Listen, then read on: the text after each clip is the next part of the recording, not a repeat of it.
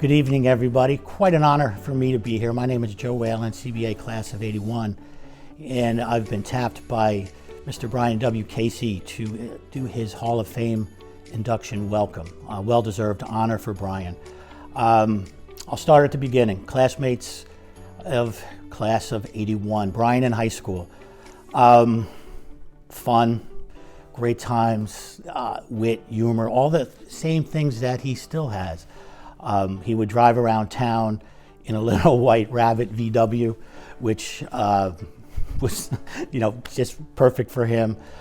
He was quite an accomplished swimmer.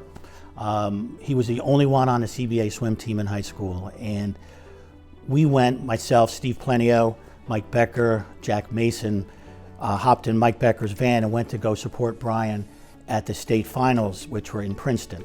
And as he was the only swimmer from CBA, we made a sign that said, "Let's go Colt," which was pretty funny. I'd like to take credit for that, but I believe it was Jack Mason who came up with that. It was just really friendship and laughter and fun. Academically, Brian did great. He went to Notre Dame right after he graduated here and pursued a career in law, went to Stanford Law School, and then sort of pivoted into academia. And that's where his passion was. That's where his greatest accomplishments are to this day. In 2008, I believe, he was named president of DePaul University in Indiana. And that sort of hit everybody's news. We knew that, the classmates knew that, talked about Brian.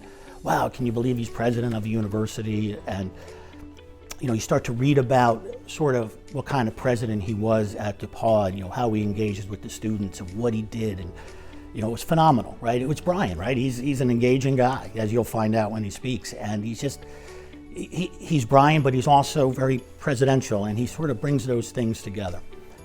During his first day on the job, Brian Casey spent time unpacking boxes, but more importantly, he's becoming acclimated with the university environment.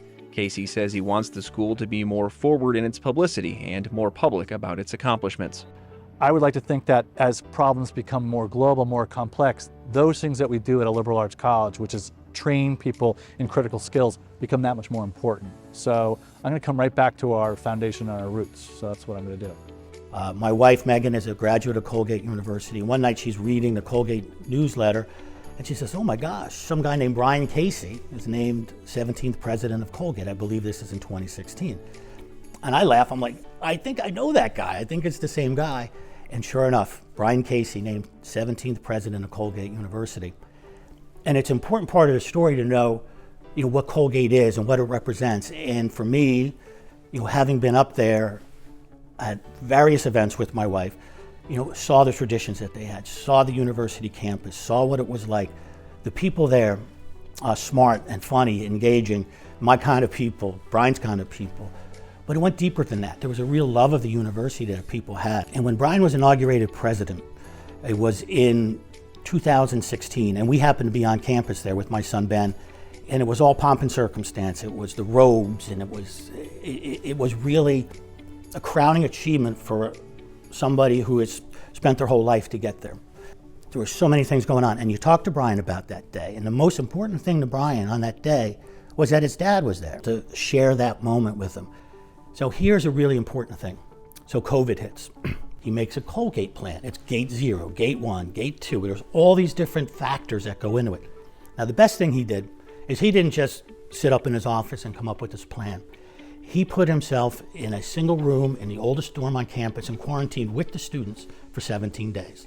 And to put his plan where his mouth is, the university's president himself quarantined in a dorm the entire time. He joins me exclusively this morning for his first interview out of quarantine. Brian Casey, president of Colgate University, is with me. Sir, thanks for being here.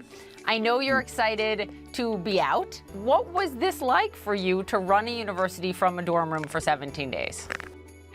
We do not teach our students about common purpose. We don't teach them how to subsume their personal needs for something larger. We don't talk about that anymore. It's not in our political realm. It's not in our everyday discourse. So now we're saying we can only do this if we all do this together, and the benefits will be remarkable.